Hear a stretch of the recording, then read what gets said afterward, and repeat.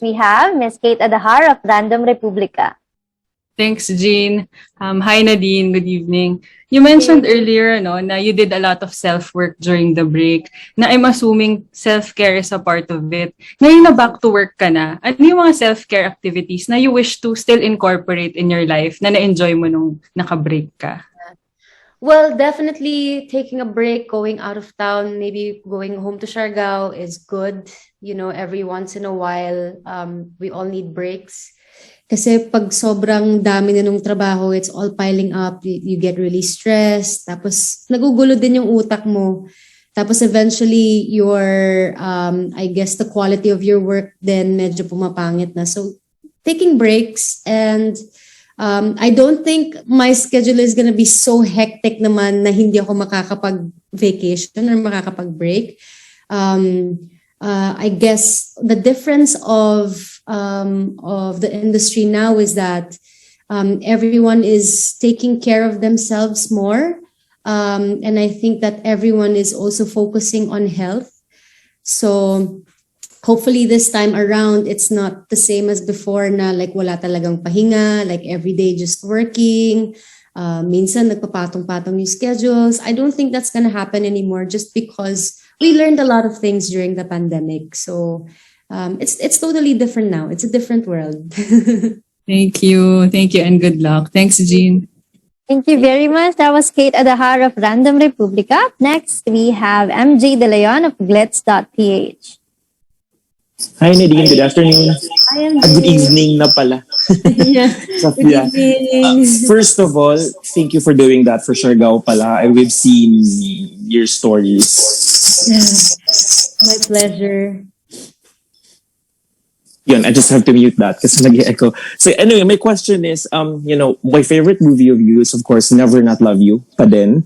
But from Ulan to Greed, parang there's a departure to the Nadine that people fell in love with. So before kasi parang relatable, light, and straightforward yung characters. Right now, sinabi mo nga earlier, you have becoming artsy, medyo sublime, and medyo off-stream yung characters, especially this one here, sa Greed. Do you think, is this intentional? Ito na ba talaga yung parang sort of direction ng isang actress na Nadine Lustre? It is definitely intentional, and I'd like to say that I'm taking my, I think, character development or character change, like real character development into my work also. Just because ayoko din nandun lang ako palagi. Mm-hmm. Like eventually it gets too repetitive. It could get a bit boring for me as well, just because nagawa ko na yan eh. Like it's time to do something else, like especially me, I'm very adventurous. I love to explore. I like trying new things. So I feel like I want to do, hindi naman crazier, but like out of the box, films, even things. I'm taking that growth with me as well, and I'm taking that change with me and seriously also. So I see. Different side of me this time around. I see. Sorry, I know one question na, but sundot ko lang just to follow up to that. Are you not afraid na it may be you may become a stranger to your fans na nasanay sa isang Nadine Lustre before? Yeah. Well, with the fans, I know that they're very, very supportive, and I know that they love me with whatever it is that I want to do. But then at the end of the day, it's more of like I'm really doing it for myself. And when I grow older, I want to look back and tell myself now, okay, I'm proud of the things that I did. I'm glad that I did this. I'm glad that I did that. Like I don't want to look back and say, man, sana ginawa ko pala yun. Sana pala ganito yung, diba? Like, I don't want to look back and regret from not doing the things that I wanted to do. So, at the end of the day, like, I'm putting myself first. Thank you, Nadine. Very bold, very bold. We're excited for April 8th. Thank you. Thank you, Jean. Thank you very much. That was MJ De Leon. Up next, please do stand by Ian Batingal, Net 25, Ace Perez, Sunstar Davao, Sanden and Nadia Banat Cebu, Alan Sancon of Stars Photo Vids. Again, to our dear press, We only have 10 minutes to go, so one question lang po per press. Let's start off with Ian Batingal of Net 25. Hello, good evening. 5, 4, 3, 2, 1. Let's move on. Okay. Up next, we have Ace Perez of Sunstar Davao. Hello, good evening. Good evening, Nadine. Hello here from Davao City. My question is, you were mentioning kanina that you like the direction of your career, especially in the acting part of Nadine Lustre. What do you like to tell mga young actors and new actors in the industry who wanted to also pursue that kind of direction, to pursue the art of acting? Well, ako, my advice is to not be afraid of change, to not be afraid of trying new things, to not be afraid of exploring. Kasi I was also scared before kasi I would always think to myself na what if hindi gusto ng mga tao? What if hindi magustuhan ng mga fans ko? But then, like, if you really look into it, parang if you don't try out new things, sayang. Like you're gonna be boxed. That's what I also didn't want for myself. Like I don't want to be just known for romance, comedies, dramas. Like I don't want to be known for that lang. I wanted to show everyone like what it is that I am capable of. So yun lang. Don't be afraid. Just explore. Do new things. Yun lang. Thank you so much, Padayon Nadine. Thank you. Very much. Ace Perez of Sunstar Davao. Up next, we have Sanden and Nadia of Banat Cebu. Hello, Sanden. Yes, magandang gabi, Gino, at magandang gabi, Nadine.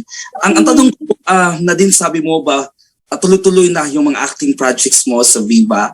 Ano ba yung mangyayari sa advocacy mo doon sa Siargao, yung advocacy mo sa environment, at iba pang mga programa na nasimulan mo doon sa Siargao? I mean, definitely, maraming kailangang gawin. And ako naman kasi, I'm a huge nature girl. So, like, the environment is really important to me ever since. I'm working with, for the future also, with the Yangil reforestation. So, ever since talaga, kasama talaga siya sa mga gusto kong gawin. Just advocacies with the environment and even with, I guess, with animals as well. There's a lot of things to do, but syempre, I know that if I do get more work and I do get more projects, it's gonna be more difficult kasi nga, ang dami ko there's a lot of things on my plate, but nang natutunan ko kasi really is time management and learning how to just organize everything that you want to do.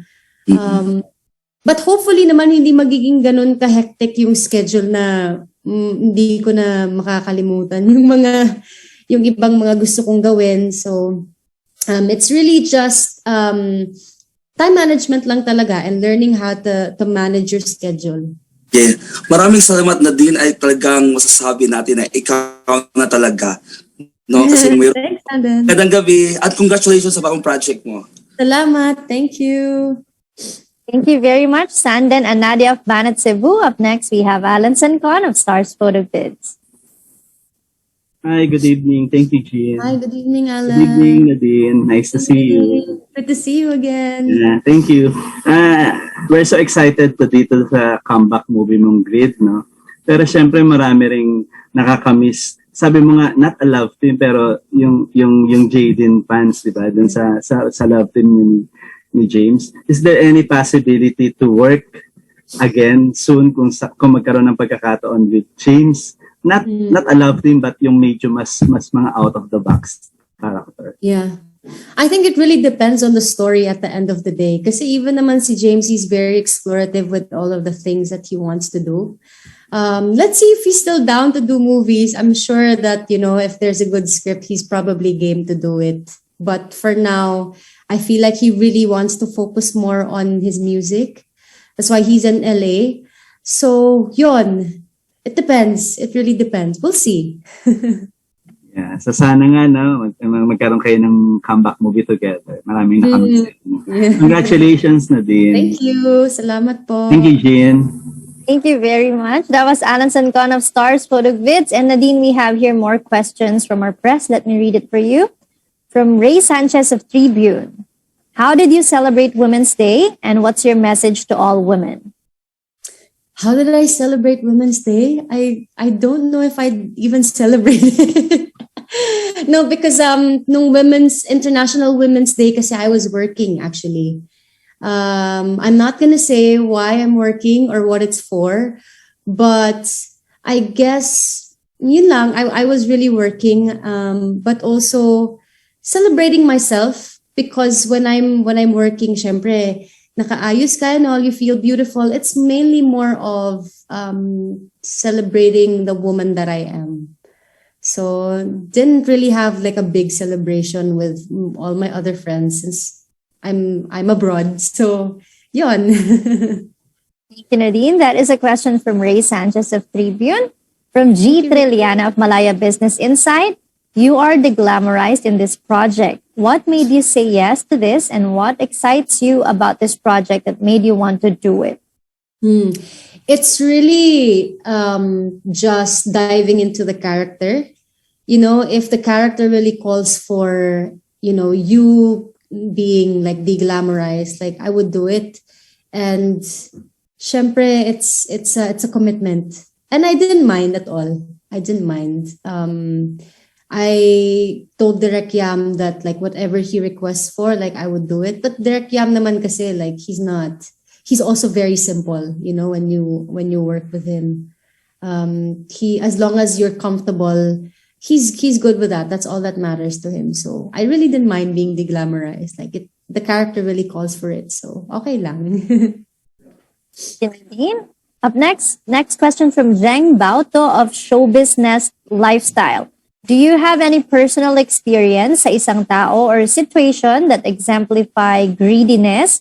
Ano yung naging epekto nito sa'yo? And what advice can you give sa ibang tao para maiwasan nilang maging victim ng greediness?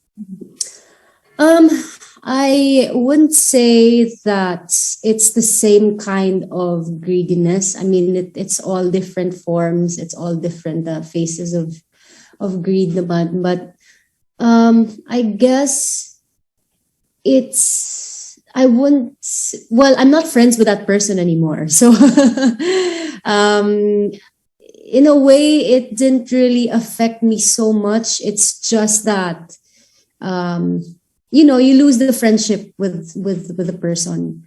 So I wouldn't say that it affected me so much because a lot of people were involved. So yeah, I guess to avoid it, just if it's someone who's close to you, if it's someone who's really important to you, it's best that you talk to that person and try to get things straight. If you really care about the person, but if not naman, and that person is dispensable, then just avoid the person, just like what I did. Yeah. Thank you for your answers, Nadine. And I think that is our last question for tonight. Thank you so much. And may we ask you to please invite everyone to support your movie Greed, showing na on March 16th sa Vivamax Plus. Go ahead.